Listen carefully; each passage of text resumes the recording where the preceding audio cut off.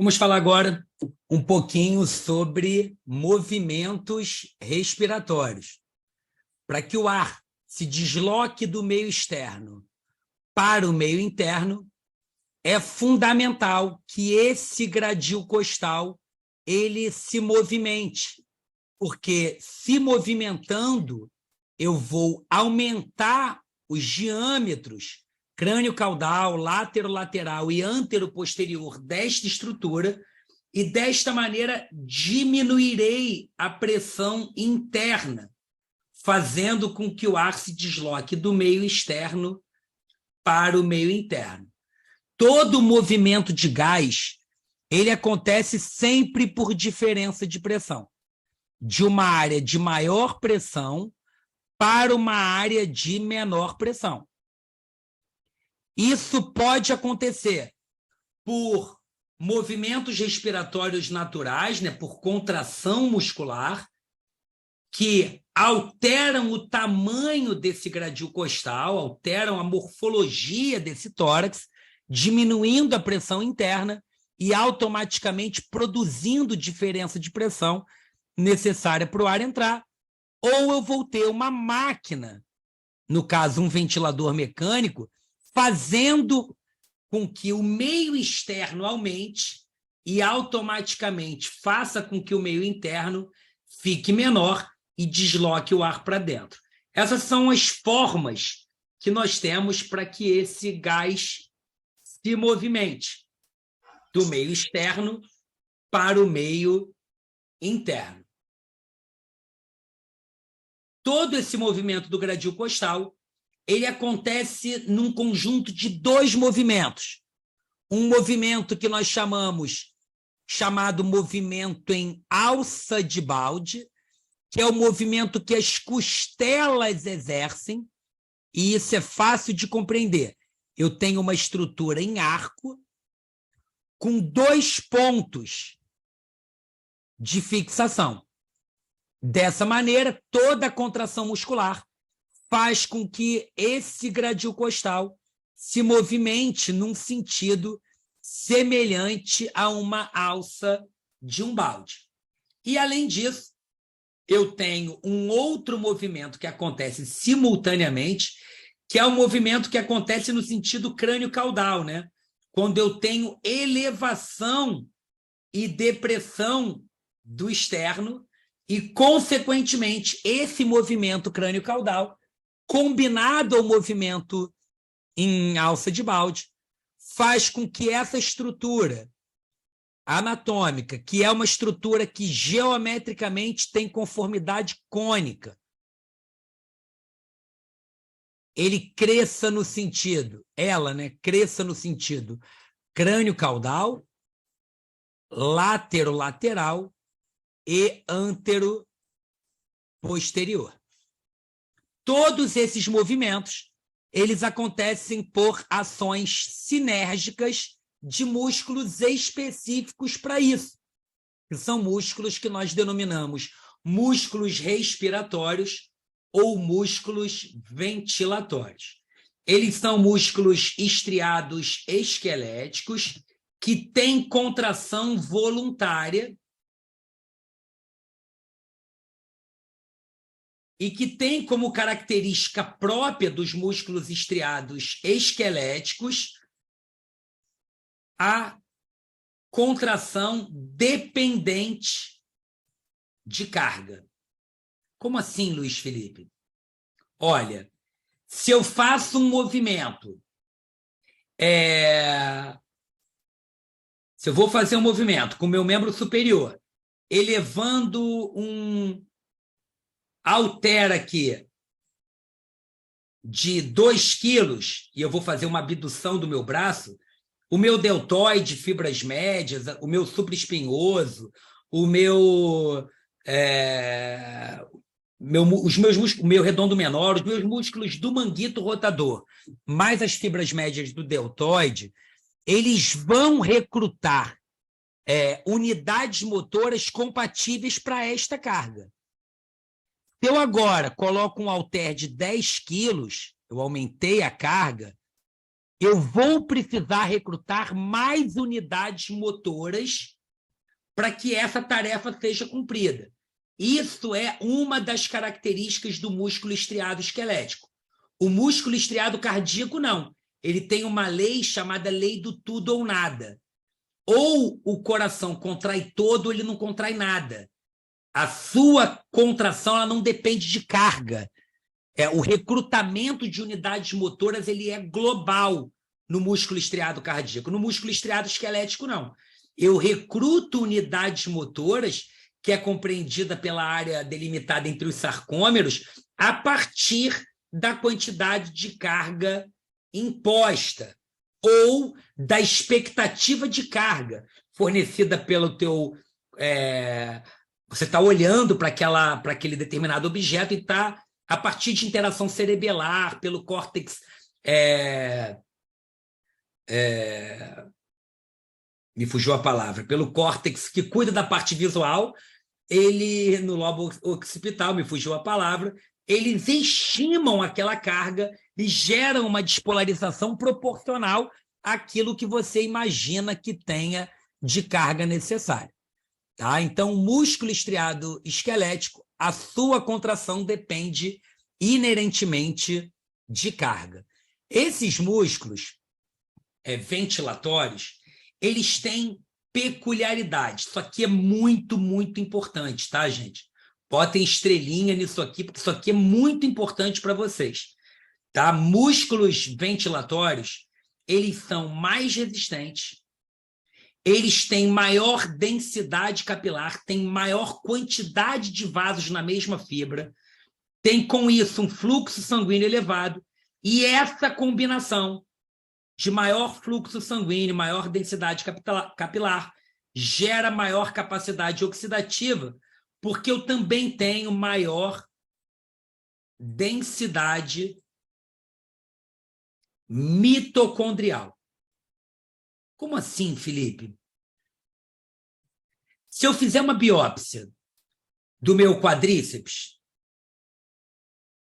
e analisar ele no microscópio, eu vou olhar naquele campo visual que eu tenho lá X fibras musculares e uma determinada concentração de vasos e mitocôndrias. Se eu fizer uma biópsia do meu diafragma, de mesmo tamanho, exatamente, que eu fiz do meu quadríceps, eu terei na mesma área muito mais vasos e mais mitocôndrias. Isso confere a esses músculos maior capacidade oxidativa e, consequentemente, muito maior resistência à fadiga. Uma outra característica interessante é que os músculos ventilatórios eles têm um equilíbrio entre fibras do tipo 1 e fibras do tipo 2. As fibras do tipo 1 são fibras tipicamente vermelhas, né? São fibras que...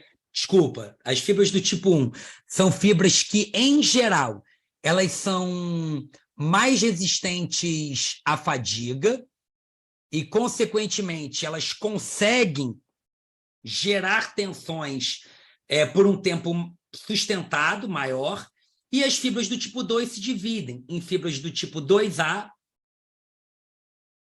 e 2B. As fibras 2A sendo fibras brancas, fibras inerentes à força, e as fibras 2B, as fibras de resistência à fadiga. Existe um equilíbrio destas fibras nos músculos ventilatórios. Consequentemente, eu tenho um músculo que, além de forte, ele é resistente à fadiga. Diferentemente do quadríceps, de outros músculos, onde eu tenho predominância de fibras de força, de fibras brancas, de fibras de contração rápida. E isso é muito importante que vocês compreendam. Músculo ventilatório, gente, ele não descansa. Músculo ventilatório, do momento que você clampeia o cordão umbilical até o momento da sua morte. Eu estou gravando? Deixa eu ver aqui. Esses músculos trabalham 24 horas por dia, ininterruptamente. Consequentemente, esses músculos precisam ser resistentes à fadiga.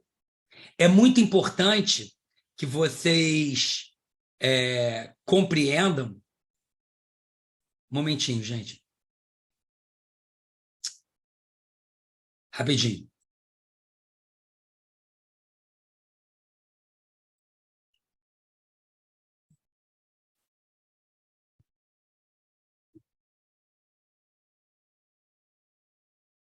Então, é muito importante que vocês compreendam que esses músculos, eles são altamente resistentes à fadiga. E isso, gente, tem relação direta com alterações que acontecem frequentemente em UTI. Como esses músculos, eles trabalham ininterruptamente, toda vez que eu submeto esse músculo a repouso, ele sofre drasticamente as consequências disso. Ele é um músculo que 24 horas de ventilação mecânica controlada, você já tem uma perda importantíssima da capacidade de gerar tensão.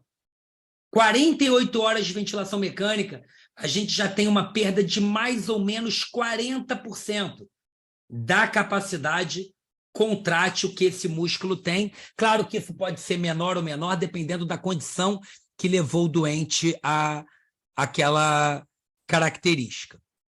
Tá bom? E isso também é relevante pelo seguinte: quando a gente está evoluindo o doente em desmame, e o doente faz um teste de respiração espontânea, por exemplo, e ele falha no teste, não há necessidade de nós evoluirmos o doente para modo controlado. Eu posso descansar o doente, entre aspas, em modo espontâneo. Eu não preciso... No passado, a gente acreditava que se o doente falhou no TRE, ele precisa voltar para a ventilação mecânica controlada e ficar ali 24 horas em ventilação mecânica controlada para a realização de um novo TRE depois. Não! Se o doente falha no TRE, ele deve voltar para o modo espontâneo que ele estava, exceto se essa falha foi acompanhada de profunda gravidade do quadro, né? E aí o doente vai voltar para modo controlado, não pela falha, sim pela instabilidade clínica que ele eventualmente passou. Tá bom? O fato do doente ir para um modo espontâneo bem ajustado vai fazer com que ele fique numa condição de funcionamento mínimo que garanta o repouso, evite a sobrecarga, mas também não tenha as consequências de um desuso absoluto. Tá? Então, muito importante para que a gente entenda, né? Por que o doente volta para espontâneo e não volta para controlado? Porque é um músculo que anatomicamente é preparado para isso, né? Ele é preparado para suportar isso. Ok? Esses músculos, eles são didaticamente divididos em músculos inspiratórios e expiratórios, e esses músculos inspiratórios são denominados primários ou acessórios. Primários, aqueles que trabalham durante a ventilação basal, em qualquer situação, e os acessórios, naqueles que acontecem no esforço ou em condições patológicas, ou em condições não fisiológicas, como, por exemplo, subir uma montanha, fazer alpinismo, você está lá no Everest, você está numa condição ambiental não fisiológica, vai exigir desses músculos acessórios uma participação maior, mesmo não sendo situação de doença. Tá? Já os músculos expiratórios eles só trabalham durante o esforço ou em condições patológicas. A expiração, vocês vão ver hoje que é um processo de transformação de energia mecânica. Eu não tenho participação muscular em situações normais durante a expiração. Esses músculos inspiratórios, divididos em primários ou acessórios. Essa é uma definição didática e aqui é muito importante que a gente entenda onde vocês estão. Tá? Vocês estão aqui se preparando para a prova de título de especialista. Para a prova de título de especialista, os músculos principais da inspiração são o diafragma, os escalenos e os intercostais paraesternais. Esses músculos, eles trabalham 24 horas por dia, no adulto, na criança, no idoso, na saúde, na doença, em qualquer situação, ok? Por isso são chamados de músculos primários. Tem um trabalho antigo, publicado na Physical Therapy nos anos 90, que fez eletromiografia de superfície de diversos músculos respiratórios em diferentes faixas etárias durante o sono. E o que eles observaram? Que durante o sono profundo, durante a fase de sono profundo, os únicos músculos que trabalham são esses 3 grupamentos musculares em pessoas saudáveis de diferentes faixas etárias, e por isso esses músculos são os principais da inspiração. Os músculos acessórios são o econ, o trapézio, o grande dorsal, serrátil anterior, os peitorais, os RPGistas, a galera que trabalha com postura, afirma que o quadrado lombar tem um papel importante de apoio ao diafragma, mas esses aqui são os descritos na literatura como os acessórios, em especial esse aqui, como um músculo muito relevante nesse contexto. Por que eu coloquei um asterístico aqui nos escalenos? Porque vocês estão aqui para passar na prova de título de especialista, mas também para passarem em concursos públicos nas suas áreas. Se vocês forem fazer um concurso público menor, para prefeituras, com bancas muito tradicionais, que usam livros de anatomia clássicos, nesse contexto, os escalenos aparecem como acessórios, tá? Então, muita atenção, porque dependendo do processo seletivo que você vai fazer, os escalenos podem aparecer como acessórios ou principais. Qualquer livro de anatomia coloca o escaleno como acessório. Qualquer fisioterapeuta hoje, no mundo mais atualizado, sabe que o escaleno é um músculo principal. Então, na prova de título de especialista, que certamente vai fazer uma reflexão mais atual, os escalenos são músculos principais, tá? Então, muita atenção em relação a isso. Dentre os músculos inspiratórios... Professor Luiz. Oi. Numa prova da EBSER, por exemplo, eles têm como identificar? Dependendo. Na prova da EBSER, é uma prova também com bancas que trazem um conhecimento um pouco mais atual, tá? Aí vai precisar olhar o edital e entender que livros estão previstos ali, tá? Se não houver nenhuma indicação bibliográfica que considere o escaleno como principal, você vai considerar ele como acessório. Mas os últimos concursos de EBSER, em todos eles, esse livro aqui, um momentinho, foi indicado. Calma aí, deixa eu pegar aqui. No último concurso da EBSER, em todos eles, esse livro aqui foi indicado. Ih, tá ruim. Deixa eu ver se eu consigo botar aqui. O da Maria Glória, né? O da Maria da Glória Machado. Esse livro ele foi indicado em todos os concursos da EBSER. Ele é um livro muito bom para recursos terapêuticos, para métodos avaliativos, tanto no contexto ambulatorial, hospitalar e até mesmo em UTI. Esse livro deixa claro ali os escalenos como principais. Tá? Então, vai depender, isso depende sempre da bibliografia do concurso. Na prova de título de especialista, não precisa nem titubear. É músculo principal. Entendi, Tá? professor. É porque a vida do filho, a vida do filho é difícil, viu? Até isso ele tem. Meu Tem que ser Deus. estratégico. Concurso, você tem que ser estratégico, né?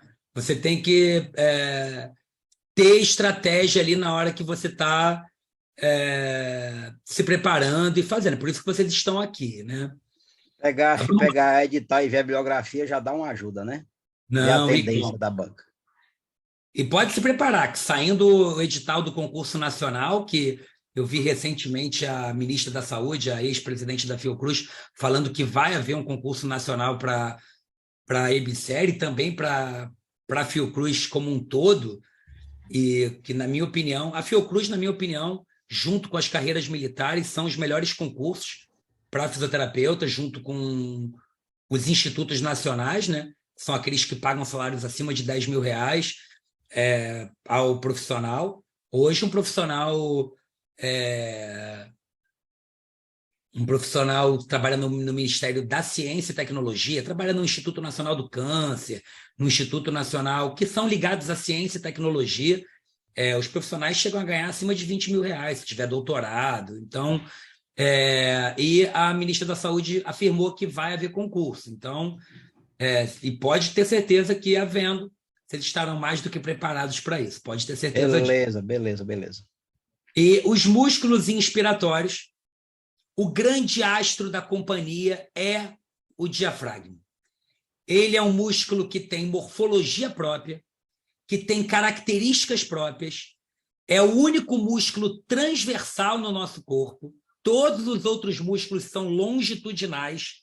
O único músculo, ou transversal, o único músculo que secciona e divide o seu corpo em porção cranial e caudal é o diafragma. É o principal músculo da inspiração, responsável por mais de 75% do ato inspiratório. Separa a cavidade torácica da cavidade abdominal. Possui duas hemicúpulas independentes, inervada por dois nervos frênicos bilateralmente, que emergem na região do plexo braquial, e esses nervos frênicos, que são nervos mistos, né, sensitivo e motores, eles têm raízes de C3 a C5. Então, eu tenho lá raízes que saem do terceiro segmento medular, do quarto segmento medular, do quinto, saem da medula e vão formar esse nervo frênico bilateralmente, tá? Que vão inervar essas hemicúpulas de forma independente. Ok? Esse diafragma ele é composto por dois músculos, um músculo ou uma porção costal e uma porção crural. Como assim, Luiz Felipe? Vamos lá.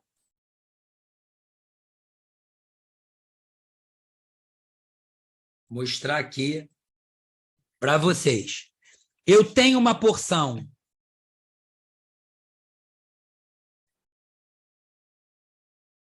costal do diafragma, que percorre todo o arco costal, e uma porção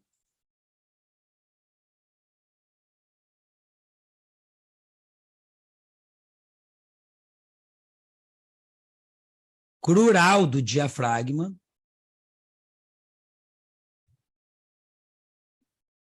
que se insere nas vértebras lombares. Essa disposição do diafragma faz com que a gente entenda que o torque biomecânico dele é para baixo e para frente. Assim, durante a excursão diafragmática, eu tenho esse movimento para baixo e para frente. Essa região aqui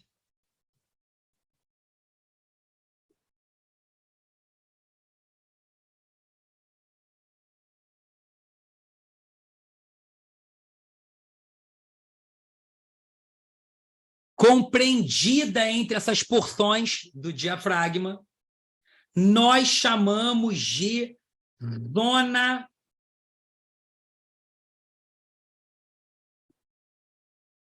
de aposição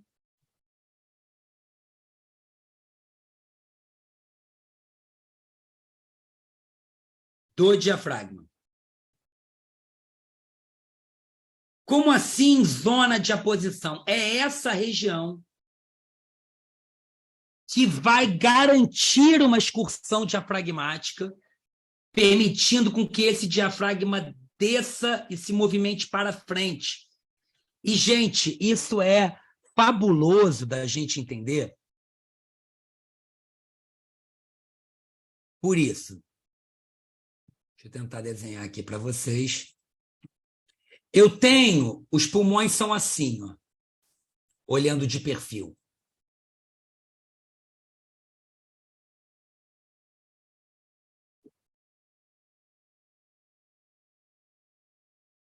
Aqui é anterior, aqui posterior.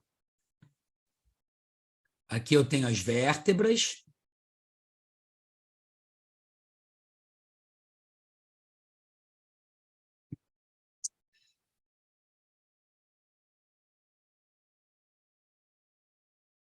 A cabeça está aqui em cima, né? Que é cervical, torácica, lombar, a região do sacro.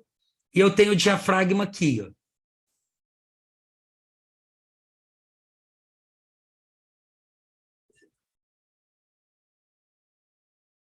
Posicionado aqui. Isso aqui é chamado zona de aposição. E quando há a contração muscular, esse diafragma se desloca para baixo e para frente.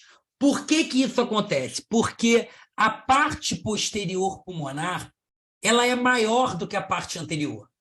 Quando esse gradil costal expande, esses pulmões crescem, né? Opa! Esses pulmões crescem.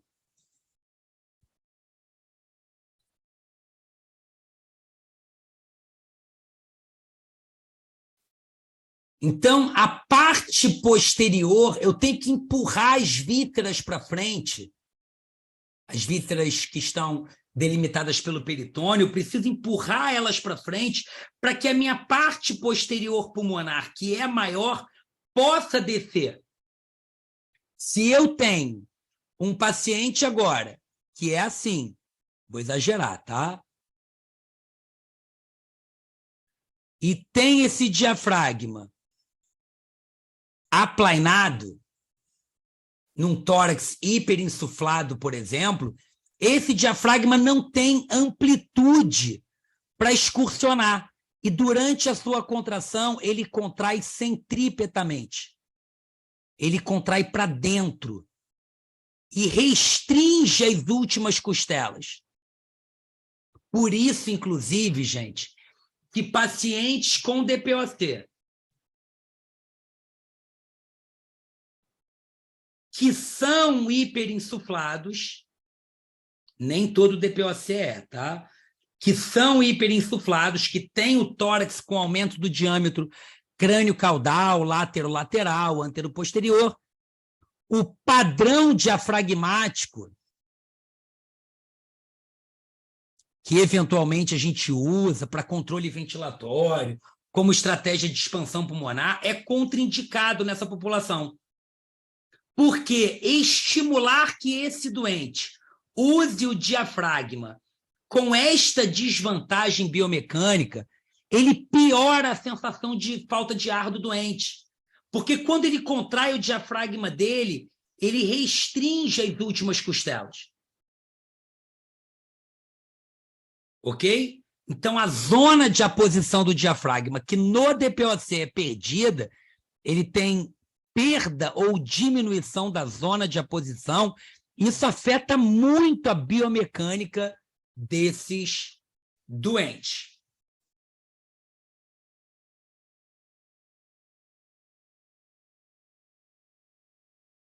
Então, professor Felipe, Oi. Então, nos pacientes que têm hiperinsuflação dinâmica, eu tenho diminuição dessa zona. E em casos de pacientes com doenças restritivas, eu tenho um aumento excessivo da zona. É por aí? Sim, sim. E também você tem, quando você usa PIP mal ajustada, você acaba rebaixando muito o diafragma e diminuindo a zona de aposição, causando o que a gente chama de atrofia longitudinal do diafragma. Tanto que PIP mal indicada em UTI, ela pode causar disfunção diafragmática, porque ela coloca o diafragma numa posição de desvantagem mecânica. Ok? Ok, perfeito. E isso é legal pra caramba, porque num paciente ambulatorial, uma das estratégias que a gente utiliza para melhora de sintomas no doente é a utilização de cinta abdominal. Essas cintas que grávida usa, o paciente com DPOC, que é muito hiperinsuflado, e você usa uma cinta abdominal, você força esse diafragma para cima. Você aumenta o raio de curvatura desse diafragma e melhora a sensação de falta de ar nesses doentes. O que, para a gente, pessoas normais, gera desconforto, usar uma cinta no abdômen, para eles é um tremendo aditivo. E guardem essa informação, porque de tarde a gente vai falar de mecânica ventilatória e vocês vão entender melhor sobre isso. Tá bom? Foi, gente?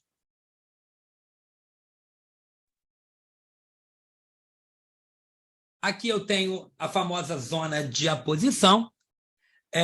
O diafragma, quando contrai, ele aumenta o diâmetro crânio-caudal, látero-lateral e antero-posterior do tórax, ajudado pelos escalenos e pelos intercostais paraesternais, e o padrão ouro para medir a força contrátil do diafragma é a medida da pressão transdiafragmática, que é aferida pela diferença da pressão abdominal, medida por um catéter que mede a pressão no estômago, a pressão gástrica, menos a pressão pleural, que é medida pela pressão esofagiana. É colocado um catéter no esôfago do paciente, aqui, ó, que está passando lá por trás, aqui é a aorta, está vermelho aqui é a aorta. Por trás lá, eu tenho o esôfago, e aí eu tenho um catéter posicionado, com um sensor aqui, que mede a pressão esofagiana, e o outro no estômago, a outra parte, medindo a pressão aqui. E essa diferença, ela reflete a pressão transdiafragmática, que é o padrão ouro para avaliação de força muscular do diafragma.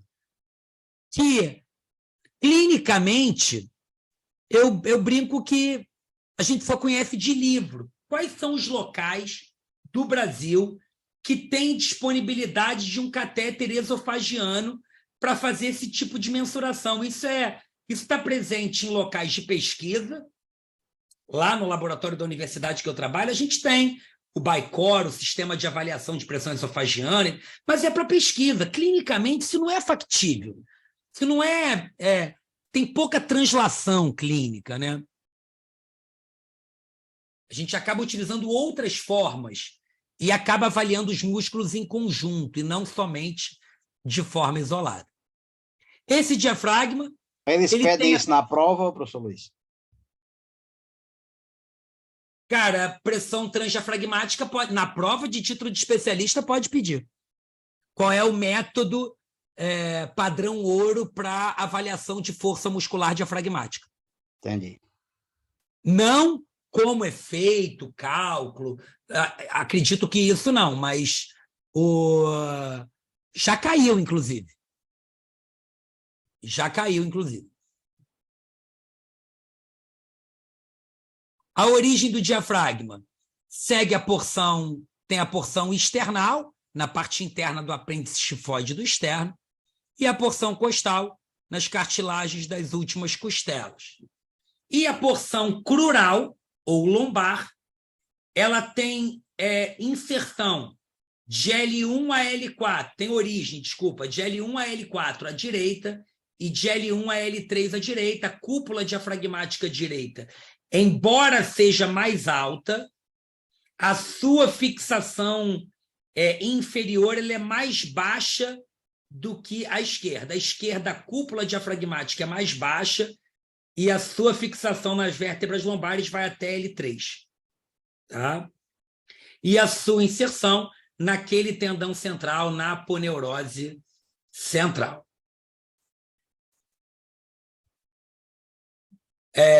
Existem várias formas de você mensurar a força do diafragma. O padrão ouro é a avaliação feita com catéter esofagiano para avaliação da pressão transdiafragmática, mas existem outros métodos. E eu encontrei na literatura um método manual, inclusive, para a galera da osteopatia, aí, onde eles dividem o diafragma em 7 porções diferentes e avaliam aí de 1 a 5 a partir do grau de movimento que eles conseguem palpar, a partir de movimento das costelas, movimento da parte anterior, movimento das cúpulas, enfim, que são técnicas e recursos manuais, e aqui tem cada porção avaliada aí do diafragma, mas, embora isso seja presente na rotina clínica da galera da terapia manual, na galera da osteopatia, do ponto de vista clínico tem, diria eu, difícil mensuração, né? É muito subjetiva a análise, é difícil você identificar manualmente esse tipo de análise, mas vocês estão aqui também para conhecer o que se tem de mais relevante nesse contexto. Então, eu trago aqui para vocês, esse é um trabalho publicado,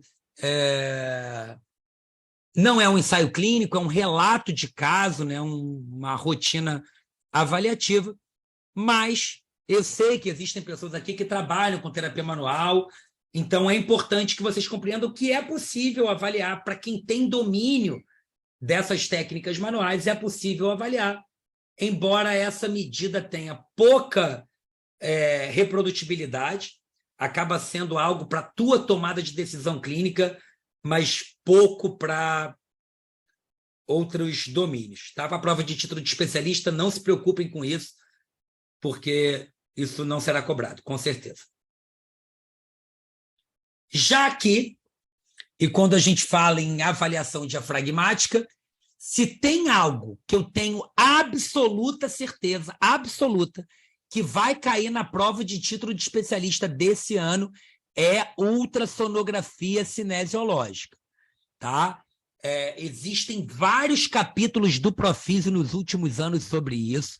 Isso é um assunto que tem sido discutido quase que semanalmente na literatura. A Sobrafir caiu de cabeça nesse domínio, então não tenha dúvida que a avaliação cinesiológica utilizando o ultrassom será amplamente explorada na prova de título de especialista. Existe uma aula inteira lá disponível na plataforma para vocês, onde eu faço todo o detalhamento técnico da ultrassonografia cinesiológica. Vocês, ao longo desse ano de 2023, também terão novamente esse assunto, mas para aqueles que não têm noção nenhuma, que querem começar a ver, eu convido que vocês assistam essa aula que lá está. E coloquem no PubMed uma sinalização nesse autor aqui. Na verdade, o Ivan Golliger é, na minha opinião, um dos autores mais influentes de UTI no mundo. Tudo sobre disfunção diafragmática induzida pela ventilação mecânica, assincronia, avaliação de músculo ventilatório, ultrassonografia cinesiológica, ventilação mecânica protetora. Esse cara é um gênio e absolutamente tudo que ele escreve vocês devem ler. Tá? Eu tenho um alerta aqui, tudo que ele publica eu recebo um e-mail dizendo: professor Ivan Goliger publicou um trabalho. Eu vou lá e vejo se é do meu interesse ou não. Esse é um cara... vocês vão ouvir muito aqui no curso nós falarmos sobre ele. E ele, então, orienta o Tom Shaplons aqui, que é um terapeuta respiratório, nesse contexto de avaliação da função diafragmática. E ele faz, nesse trabalho de revisão, uma explicação de como é que a gente pode avaliar. Então, vamos lá. 3 imagens, A, B e C, feitas em modo M,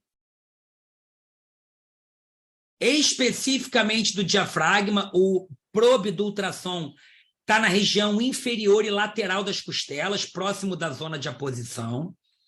E é feita a medida da espessura do diafragma, que são as linhas azuis. Tá? Ele está medindo em duas partes aqui. Vamos lá para a gente poder entender, gente. Parece difícil, mas não é não. Ó, eu fiz a medida. Aqui eu tenho, ó, no final da expiração, e aí eu tenho essa medida de espessura.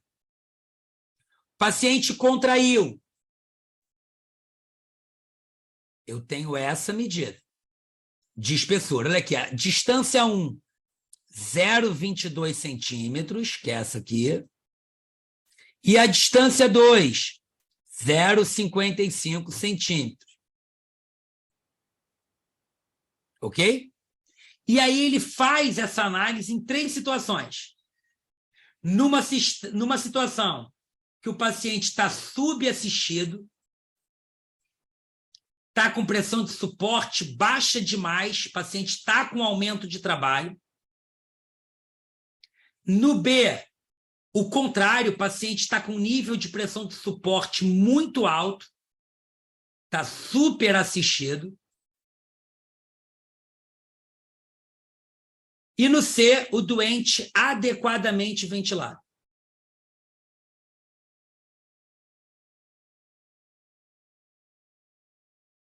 Observem, aqui eu tenho final da ex, 0,26 centímetros.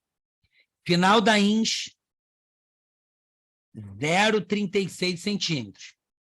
Com isso, você consegue calcular uma variável chamada fração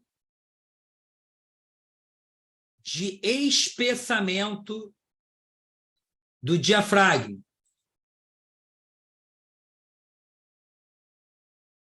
Tem várias siglas, tá? A mais utilizada é a TFDI,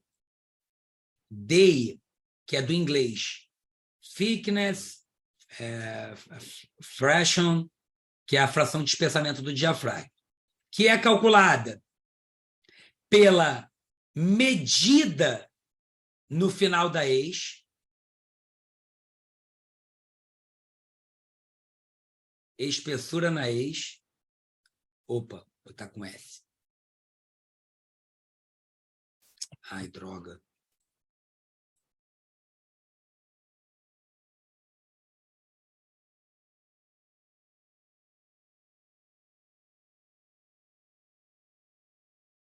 A espessura do diafragma no final da ex menos a espessura do diafragma no final da ins dividido pela espessura do diafragma no final da ex.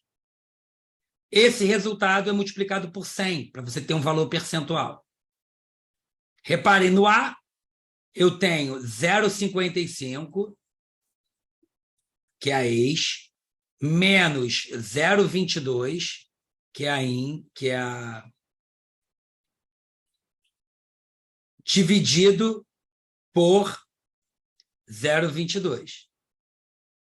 Faço essa conta e vou encontrar aqui um valor de 150%.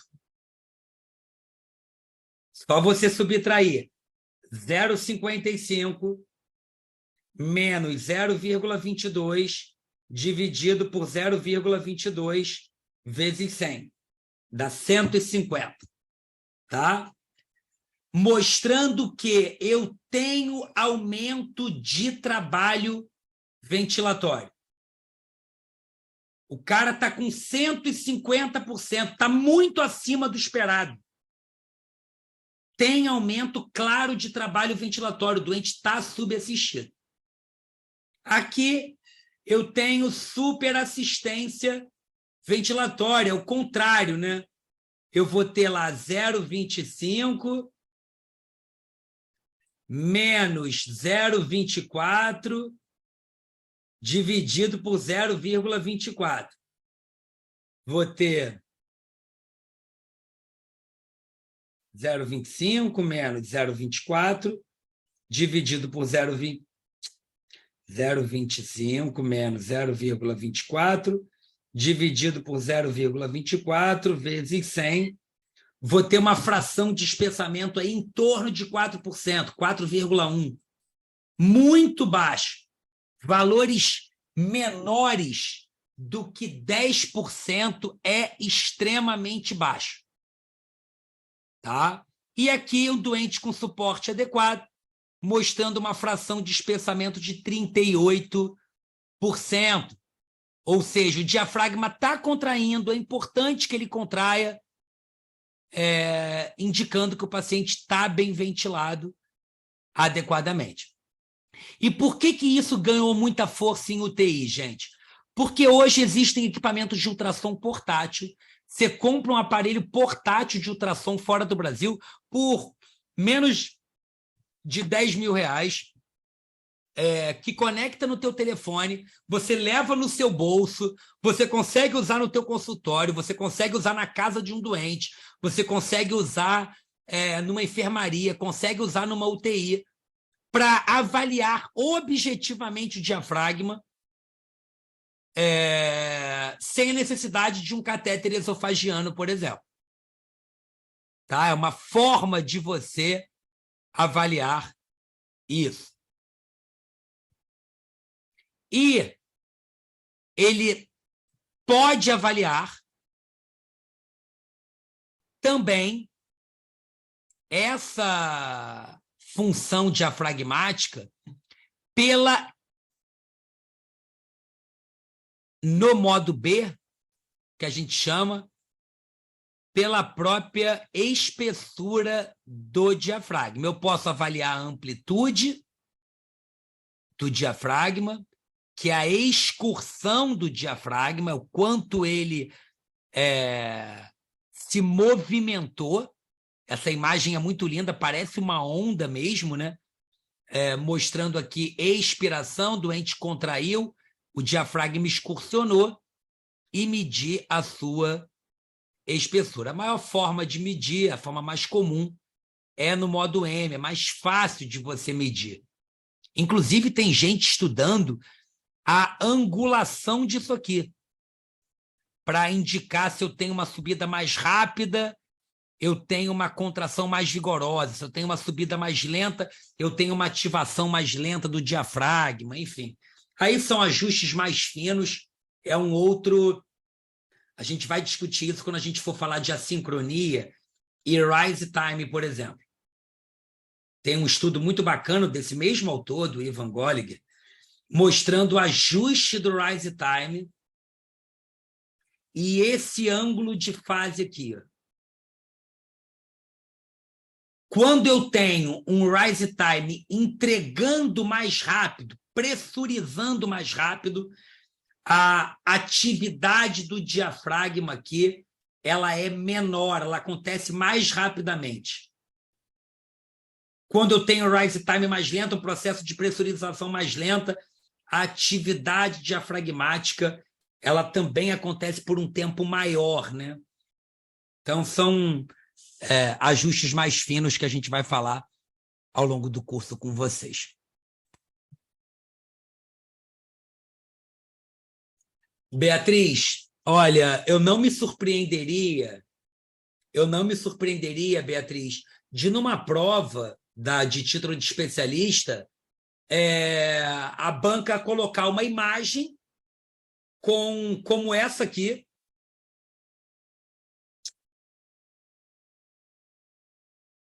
Imagina que ele colocou essa imagem aqui. Ele tem os valores aqui, as marcações, e ele podia te pedir para calcular, ou para fazer uma avaliação se o paciente está subassistido ou não.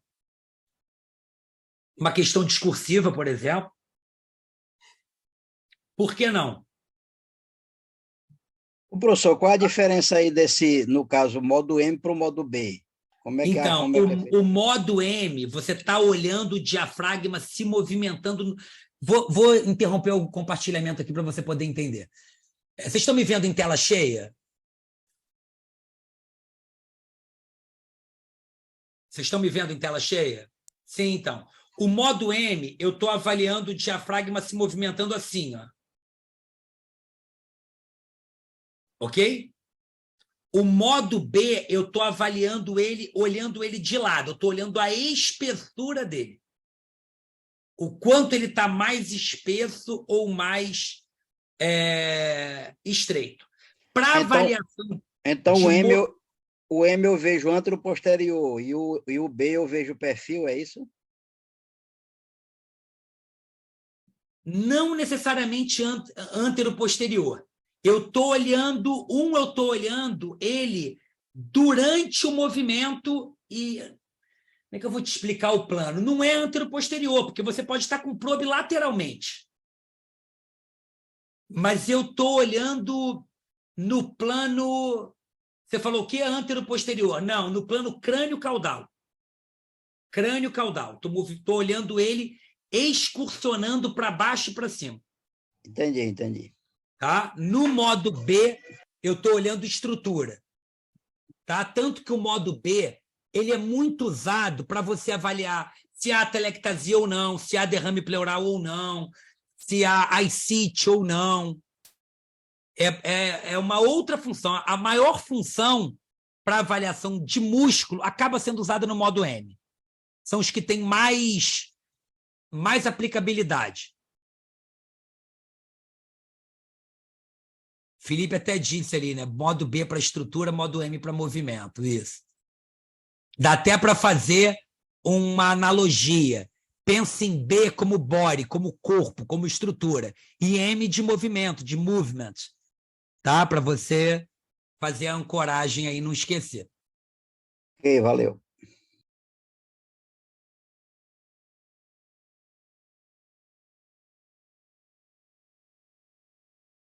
E, Lília, perguntinha. No slide anterior, falando de inervação, você poderia repetir o que, Lília, que você precisa que eu repita? Oi, professor. É que eu assisti essa aula, a uma parte da sua aula gravada, que falava dessas inervações com relação a quando tem lesão de C5, C4, C3. Sim. Eu queria saber se essa parte de inervação é muito cobrada, não só essa, quanto outras partes, se é muito cobrada na prova, e se você podia repetir esse pedacinho que era da aula gravada, por favor. Poderia. Deixa eu pegar o slide em branco aqui.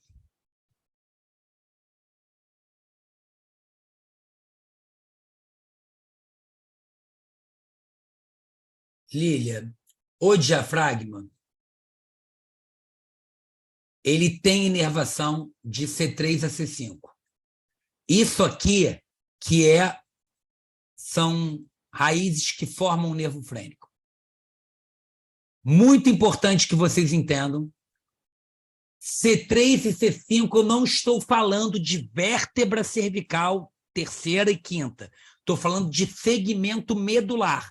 A medula, ela tem tamanho diferente da estrutura óssea. Tá?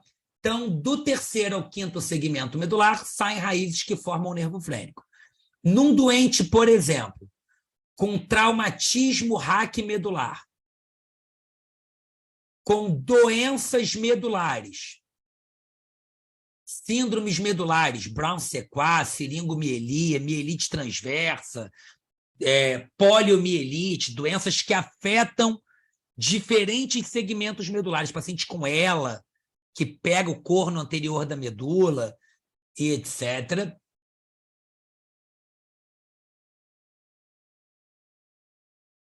Se essas lesões medulares elas acontecerem, tiverem um nível medular C2, isso aqui é igual a ventilação mecânica invasiva. Não é possível desmamar um doente C2.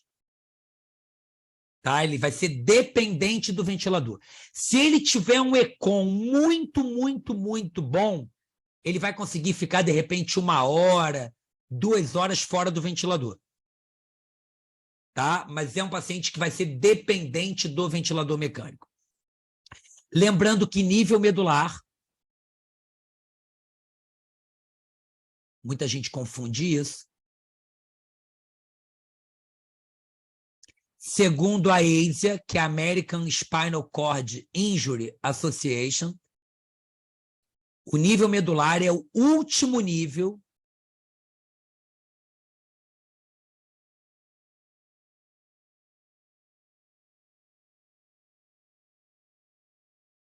com preservação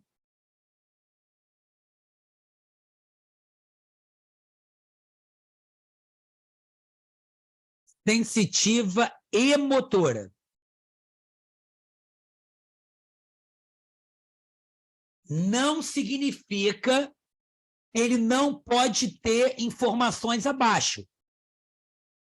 Tá? Ele pode ser um paciente com nível medular C2, que é o último nível perfeito, mas ele ter, por exemplo, algum movimento de braço proximal, que é C5.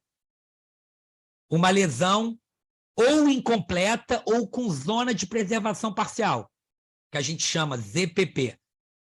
Mas se o último nível perfeito é C2, o nível medular dele é C2.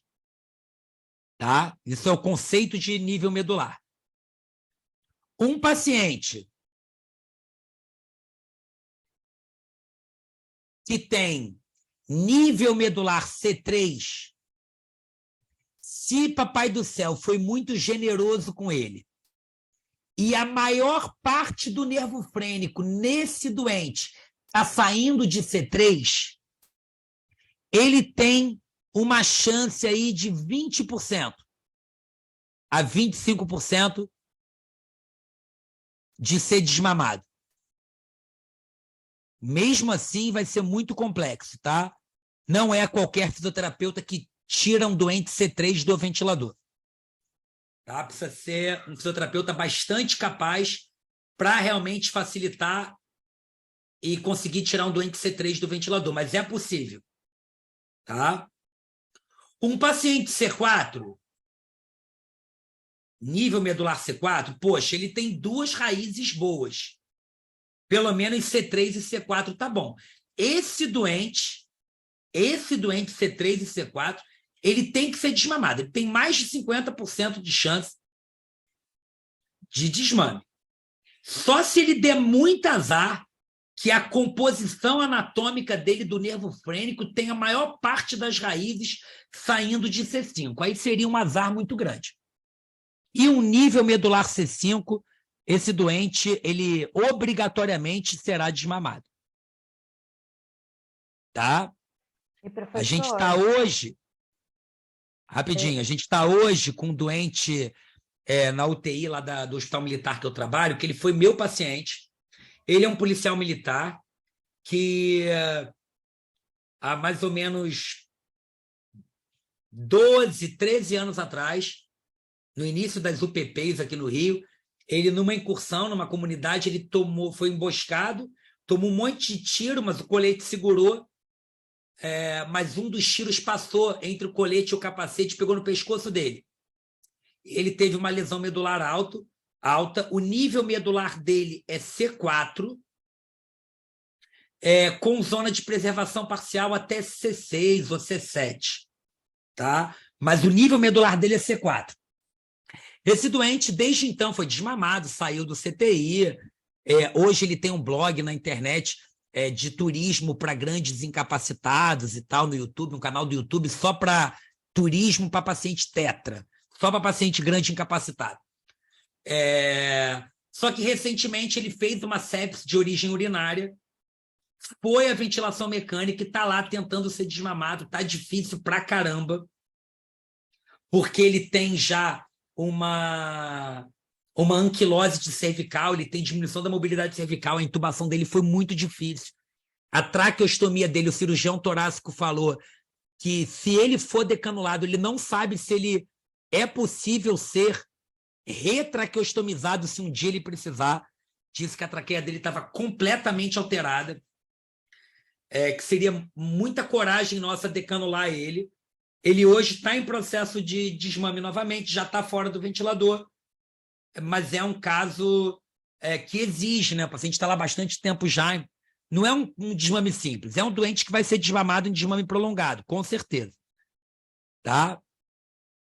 E o doente com nível medular C5, esse doente tem que ser desmamado, e não desmamar um doente C5, aí é falha da nossa equipe, do nosso fazer.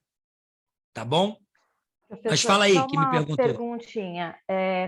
Que exame que a gente pode verificar essas porções, assim, se tem mais porção de C5 ou se C3, porque eu tenho Então, uma paciente que isso não tem como não saber. tem como saber? Não tem como saber.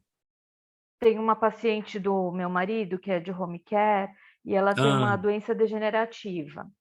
E tem, assim, 2 fisioterapeutas diferentes, um particular, outro de home care, e aí eles entram num conflito, que um fala que dá para desmamar e outro fala que não dá. Então, eu queria saber se tinha algum exame que a gente pudesse fazer, exame de imagem, exame para saber essa parte. Não dá para saber qual é a composição do frênico.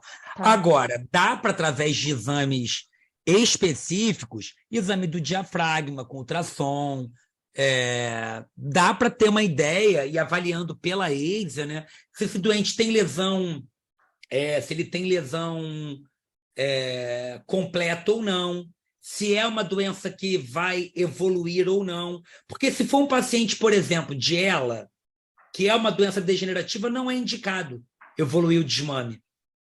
Porque vai ser distanásia. Você vai evoluir o desmame dele, daqui a 6 meses ele vai ter que ser reintubado, porque o curso natural da doença é esse. Um doente com distrofia muscular que evoluiu por uma insuficiência respiratória, não faz sentido tentar desmamar ele, porque o curso natural da doença é essa. Só vai prolongar o sofrimento do doente, entendeu? Essa doença dela, se eu não me engano, é uma polimiosite. Falou que ela é progressiva e afeta mais membros superiores, né? Eu não sei tão bem porque a paciente não é minha, né? Mas é do meu marido, ele comentou. Então, se for uma polimiosite, é uma doença de caráter evolutivo degenerativa também. Então, é um processo complexo você tentar discutir, inclusive, desmame. Talvez a paciente queira, né? Mas aí precisa de toda uma equipe, cuidado paliativo, para explicar para ela que desmamar uma condição assim é prolongar e gerar mais sofrimento para ela futuro, entendeu? Ô, professor Luiz. É complexo isso, não é tão simples, tá? Essa discussão não é tão simples, porque aí tem o desejo do doente. Existe um fisioterapeuta de Portugal, o professor Miguel Gonçalves, ele decanula todo mundo e mantém o doente em ventilação mecânica no bucal, com equipamento de não invasiva. Mas aí é uma realidade que precisa entender o todo, né? Precisa entender aonde o doente está, que condição o doente tem, o grau de compreensão dele, o quanto isso é importante para ele. Não é um processo tão simples para te responder, mas identificar, poxa, como é que eu sei se o doente tem mais fibras saindo de C3, C4 e C5? E isso realmente não há como saber. Ô, professor Mas, Luiz, gente, rapidinho. Se o doente tem nível medular C4, tá? O nível medular dele é C4, e ele tem força diafragmática 0, tem alguma coisa errada. Possivelmente, a maior parte das fibras dele estão saindo de C5. Porque não é o esperado. Porque se o nível é C4, C4 e C3 estão bons. Então, não era esperado um diafragma plégico. É possível que esse diafragma tenha a maior parte das suas raízes de C5. Tá? O que não é comum. Tá? O comum é ter uma distribuição aqui entre essas raízes. Mas fala, querido. sou eu, professor Felipe. Com relação à lesão, você disse que a partir de C2 realmente não é possível, dependendo de ventilação, tem a aplegia do diafragma. C2 nível medular, não estou falando de estrutura óssea, Não, não. eu sei, Tá? que é de segmento, eu entendi, que é de segmento. Aí, pegando o gancho da pergunta dela, a eletromiografia, ela não vê essa extensão de, por exemplo, no caso Então, a eletromiografia, ela avalia da medula até o músculo.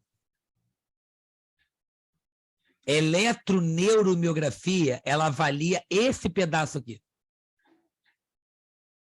Ela é capaz de dizer para você, olha, a lesão é aqui, no primeiro neurônio. Ou não, a lesão é aqui. Ou não, a lesão é sensitiva, é mista. Mas te dizer em qual nível medular é composto esse diafragma, não tem como saber. Entendeu? Porque, por exemplo, membro superior proximal é C5. Ele vai fazer a eletromiografia, se estiver passando aqui, do ponto de vista motor e sensitivo, estiver ok, normal, o nível medular dele vai ser no mínimo C5. Beleza. Agora, se o nível medular dele for C4, nível medular C4, a gente não avalia a parte motora, a gente só avalia a parte sensitiva. E aí? Não tem como saber, entendeu? Entendi. A escala da ASIA de avaliação sensitiva e motora, a parte motora começa em C5. A parte sensitiva começa desde lá de cima, a partir de sensibilidade no pescoço e tal, mas a parte motora a partir de C5. Entendi. Tá? Alguém me perguntou se isso era importante. Cara, muito importante. A área neuromuscular é uma das maiores áreas de atuação do fisioterapeuta. Tá? A professora Fernanda Lanza, que é a diretora científica da Sobrafira, ela é de Minas Gerais, e Minas Gerais é o estado do Brasil que mais conhece de doença neuromuscular. As maiores autoridades do país em doença neuromuscular são de Minas, inclusive da universidade que ela é professora também. A gente tem que pensar, tem que ser estratégico, gente, tem que pensar no todo. Entendeu? Eu tive dentro do game, né? Eu sei como funciona isso. Então, eu acho isso bastante relevante.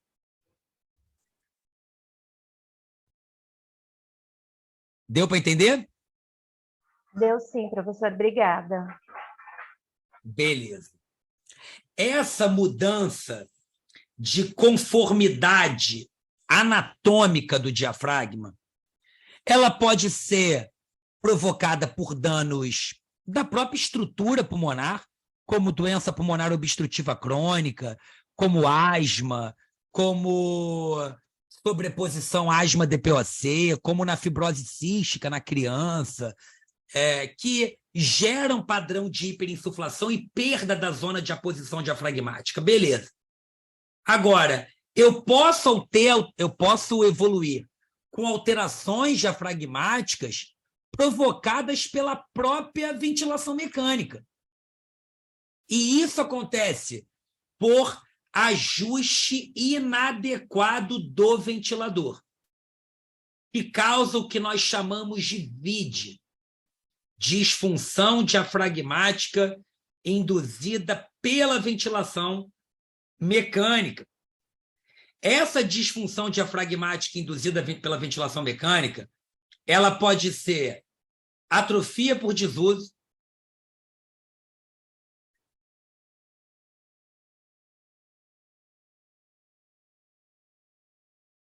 no caso de um paciente em ventilação mecânica controlada, eu posso ter uma atrofia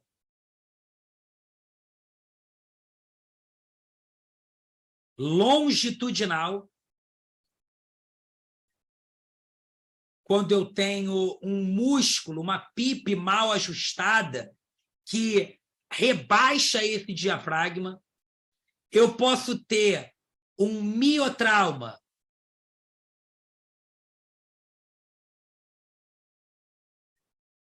provocado por carga excessiva, doente grave ainda, que você está tentando ventilar ele em modo espontâneo, e ele está ali tentando contrair, fazendo miotrauma por excesso de carga. Você pode causar um miotrauma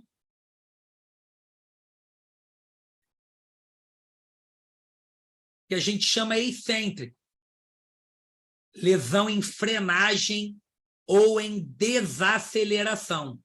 É aquele diafragma que está relaxando, ele está alongando, né? Ele está relaxando, e durante essa fase de alongamento ele contrai.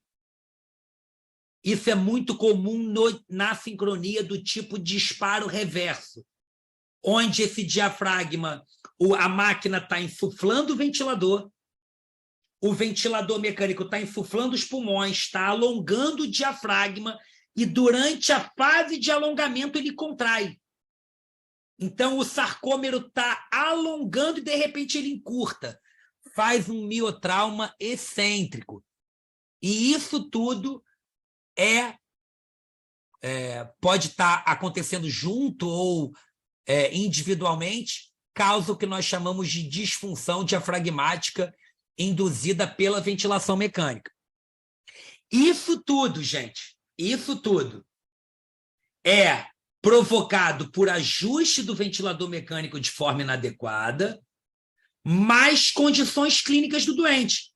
Doente séptico, que está hiperinflamado, doente com desequilíbrio hidroeletrolítico, o doente que está em uso de bloqueio neuromuscular, que sabidamente gera impregnação na placa motora, o doente desnutrido, o doente chocado, que tem profundas anormalidades hemodinâmicas, o doente muito sedado, que pode causar disparo reverso, miotrauma excêntrico, doente que está usando corticoide, e o corticoide causa miopatia por corticoide. É um processo extremamente complexo, e que isso tudo aqui pode levar o doente não só à miopatia do doente crítico, polineuropatia, mas também à disfunção diafragmática induzida pela ventilação mecânica. Se tem algo que pode fechar o olho e esperar a prova de título de especialista, se tem algo que com certeza absoluta será cobrado na prova de título de especialista, será os mecanismos de Ville e de VID, sem sombra nenhuma de dúvida. Tá? Isso aqui será cobrado na prova de título de especialista. Não tem como deixar esses pontos aí na mesa, tá, gente? Além de ser fundamental para a tua prática clínica também. Isso pode ser mensurado por atividade elétrica, e hoje tem se falado muito também da eletromiografia de superfície, que você consegue detectar atividade elétrica. Tá? Aqui nessa imagem eu tenho eletrodo no escaleno, eletrodo no ECOM, eletrodo no peitoral, eletrodo na porção inferior ali, na porção costal do diafragma, e você consegue registrar a atividade elétrica. A eletromiografia de superfície é um equipamento barato, você consegue até utilizar na prática clínica, mas em UTI não é um método bom. Por quê? Porque a análise do sinal da eletromiografia, não é eletroneuromiografia, ela sofre muita influência de sinais ambientais. O ambiente de UTI tem muito recurso tecnológico, muitos monitores, muita coisa elétrica, e isso acaba interferindo no sinal do diafragma. Eu tenho aparelho de eletromiografia lá no nosso programa de mestrado, doutorado, eu nunca consegui pegar um sinal bom em UTI. Sempre tem muita interferência do aparelho de eletro, dos aparelhos dos monitores, sofre muita influência, os filtros não conseguem limpar o sinal, dá uma atividade bastante poluída, tá? Mas eu estou trazendo para vocês que é uma forma de você mensurar função, se aquele músculo está funcionando ou não, é aquela atividade elétrica muscular, que o eletromiógrafo é capaz de detectar. Quem dispõe de ventiladores mecânicos da marca Maquet, tem alguém aqui na aula que trabalha com Maquet?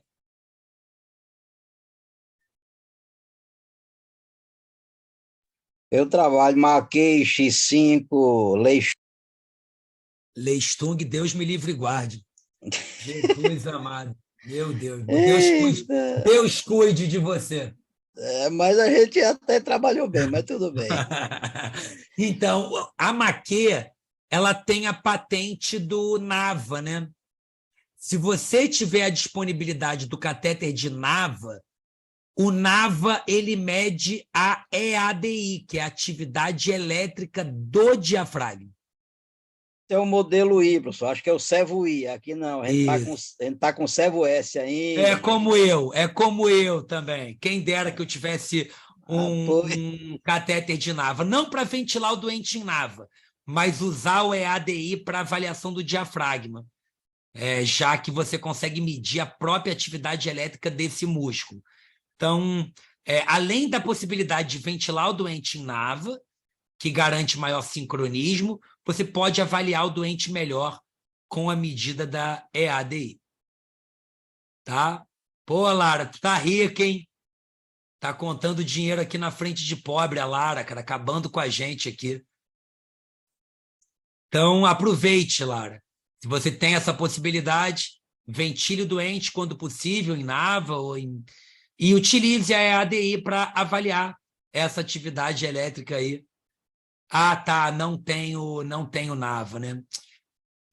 É difícil, o catéter de NAVA ele custa R$ 2.500, só o catéter. É difícil os hospitais privados de médio porte trabalharem. Normalmente só hospital grande, quando o médico assistente pede e acaba a família tendo que pagar, enfim.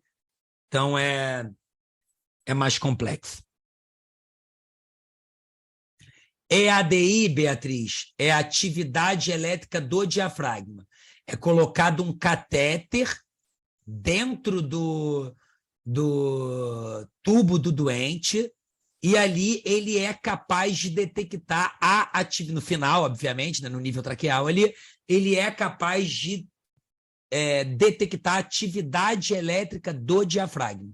EADI é atividade elétrica do diafragma. O eletromiógrafo, esses de superfície, ele, quando você coloca ali no diafragma, você olha a atividade elétrica do diafragma, mas de forma superficial. De uma forma com catéter de NAVA, aí você vai lá no ponto real, né? E aí consegue ter medidas melhores. Bom, os outros músculos inspiratórios são os intercostais paraesternais, para no sentido de ao lado do externo, muita atenção aqui, paraesternal com S, para indicar para você que ele está do lado do osso externo. E existem os intercostais externos com X, para indicar para você que é o intercostal, são os músculos que estão ali mais superficiais entre as costelas, tá? Só para não confundir, esses músculos intercostais, eles contribuem para o movimento em alça de balde das costelas e aumentam o diâmetro antero-posterior e látero-lateral do tórax.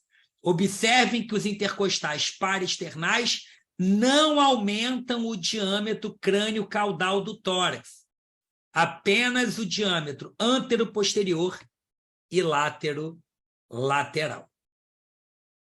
Já os escalenos, eles atuam em todo momento, atuam mais fortemente próximo da capacidade pulmonar total, quando os pulmões estão cheios, e têm a função de elevar o externo. E as duas primeiras costelas, então, contribuem para o movimento de crescimento crânio-caudal do tórax. Funciona como um ponto fixo, inclusive, para uma melhor excursão diafragmática. A gente brinca que é o princípio da sanfona, né? Eu tenho a sanfona que, se eu fico com um lado parado e o outro se movendo, eu tenho um determinado trabalho aqui. Se o outro se move, mesmo que um pouco contralateralmente, eu facilito o trabalho desse lado aqui, mais móvel da sanfona. O mesmo se assemelha ao ato ventilatório do indivíduo. Os escalenos, eles são inervados pelo nervo acessório, que é um nervo craniano, por raízes que estão saindo ali de C1, C2, tá? Não tem inervação espinhal.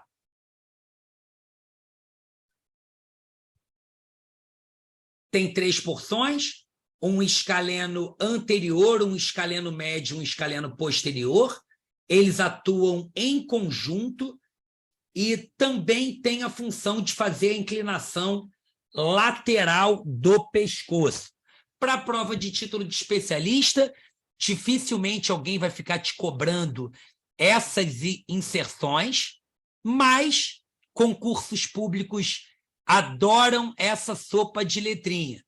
Escaleno anterior tem inserção de C3 a C6, inserção na primeira costela, e tem a função de elevar a primeira costela e fazer a inclinação homolateral da cabeça. O escaleno médio, processo transverso de C2 a C7, também eleva a primeira costela e inclina homolateralmente. E o escaleno posterior, que é a única parte do escaleno que tem relação com a segunda costela. Então, ele eleva a segunda costela. Já estou imaginando aquela perguntinha da EBSER lá, de qual é o músculo que, quando contrai, eleva exclusivamente a segunda costela. E aí tem lá o escaleno posterior, escaleno anterior, médio, aí você está confundindo. Então, apenas o escaleno posterior se relaciona com a segunda costela. O anterior e o médio, apenas com a primeira costela. Tá? Na prova de título de especialista, isso não será cobrado de fato. E os músculos acessórios, o principal deles, o mais importante deles, que é o esternocleido occipito mastoide, músculo que sai do manúbrio do externo, da porção medial da clavícula, migram posteriormente para se inserir no processo mastoide do osso temporal e uma partezinha na região póstero-lateral do osso occipital. Por isso que ele ganha esse acrônimo de esternocleido occipito mastoide. Tem raízes de C1 a C2 e é inervado pelo nervo acessório 11º par craniano. Só para a gente fazer um revival dos nervos cranianos, primeiro par o olfatório, segundo óptico, terceiro óculo motor, terceiro terceiro óculomotor, quarto troclear, quinto trigêmeo, sexto abducente, sétimo facial, oitavo vestíbulo coclear, nono glossofaríngeo, muito importante para nós. Décimo par, vago, 11º acessório, 12º hipoglosso. Tá? O olfatório, muito afetado na COVID, nervo sensitivo, craniano sensitivo exclusivamente. O óptico também, como prolongamento, inclusive, do sistema nervoso central. Inclusive, na ultrassonografia, a gente pode medir a bainha do nervo óptico para calcular a pressão intracraniana quando você não tem monitor de pique. Está disponível com bastante acurácia, inclusive. Muito fácil de fazer. O óculo motor, que tem relação com o movimento ocular. O nervo troclear tem relação com aspectos proprioceptivos e também auditivos. O trigêmeo faz toda sensibilidade da face e inerva, do ponto de vista motor, os músculos da mastigação, o masseter e os pterigóideos, além de inervar parte dos músculos supraioides, muito importante para o movimento de deglutição, tá? A gente acaba não dando muita relevância para ele, acaba olhando mais no contexto do glossofaríngeo, mas tem um papel aqui pequeno, mas tem nesse contexto também. O abducente, movimento dos olhos, o facial, toda a inervação motora da face e o terço anterior da língua sensitivo. Vestíbulo coclear, aspectos proprioceptivos de posicionamento corporal e da cabeça. O glossofaríngeo faz a inervação de orofaringe, porção laríngica da faringe e terço posterior da língua. Tá? Além de ser o principal nervo que faz estímulo aferente ao tronco encefálico para o ato ventilatório.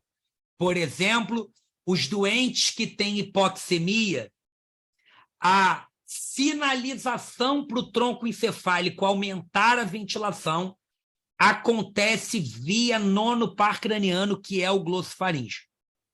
Tá? Não é o nervo vago, ao contrário do que algumas pessoas pensam. O nervo vago faz toda a inervação sensitiva também das vísceras. O nervo acessório inerva econ, inerva trapézio, inerva escalenos, e alguns músculos acessórios da ventilação mais proximais. E o hipoglosso, 12º par, faz toda a inervação da língua, de mobilidade da língua, tá? Inervação motora da língua. O nervo facial tem relação com os músculos supraioides, tem relação direta com disfagia, capacidade de proteger via aérea. O glossofaríngeo, o vago, o acessório e o hipoglosso são muito importantes para o contexto do doente criticamente enfermo, principalmente quando a gente está avaliando extubação e decanulação do doente. Tá? O nervo vago nem tanto, porque o nervo vago é mais regulado pelo sistema nervoso autônomo, não tem tanta relação voluntária, mas os demais, glossofaríngeo, acessório, hipoglosso, tem muita relação com deglutição, com o trabalho até que a fonoaudiologia faz, mas que eu julgo que o fisioterapeuta precisa conhecer profundamente para tomar decisões mais assertivas na hora de estubar o doente. Tá? Bom, gente, são 13h, 12h55. Vamos fazer o nosso intervalo de almoço. A aula tá boa pra caramba, nem vi a hora passar. E vamos voltar aí 2h30. Normalmente eu volto às 2h, mas eu paro meio-dia. A gente vai fazer um intervalo um pouco mais curto hoje e vamos voltar 2h30, tá? 1h30, para vocês almoçarem, descansarem e voltarem aí cheio de atenção para a gente seguir aí a nossa parte da tarde. Beleza? Oi, fale. Posso tirar só 2 dúvidas aí antes Deve. e finalizar? Deve, É deve. boa tarde, né? Sou da Núbia, sou daqui do Rio. Ô, Danúbia, Alguém tudo bem? colocou no grupo, tudo bem, com relação à cinta abdominal para esses pacientes com lesão mais alta, se ainda usa. Usa. E eu coloquei no grupo também com relação a esses desmames de físio com lesão mais alta, se usa treinamento muscular inspiratório. Com certeza absoluta. Posso responder isso depois do almoço? Claro, pode sim. Mas cinta Mas eu ainda já te usa? adianto que uso tanto a cinta quanto o treinamento. Ah, perfeito. Eu tive um caso desse no hospital e um colega contraindicou, falou que não usa mais. Eu realmente, a colega botou aí no grupo também e aí me lembrou esse caso. Eu indiquei, a família comprou, então tá certo. A gente vai conversar isso à tarde. Beleza, obrigada. Bom, professor, essa aula está na plataforma quando? Segunda-feira. Ok. Mas existem outras aulas de tema semelhante aqui, que eu sempre mudo, né? Eu vou falando, às vezes o slide é o mesmo, mas eu estou dando outras explicações, por isso que é sempre bom assistir também as outras, né? Que a gente traz outros exemplos, os alunos trazem outras dúvidas, e tudo isso ajuda a construir. Tá? Eu perguntei porque tem uma lá na parte de morfologia que tem algumas coisas que tem lá também, entendeu? Mas, sim, não, com certeza. Você vai ver que esses slides aqui, muitos são semelhantes ao que eu já ministrei em outro momento. Eu trago explicações diferentes, eu falo coisas diferentes, vocês trazem dúvidas diferentes e a gente vai construindo junto aí. Beleza.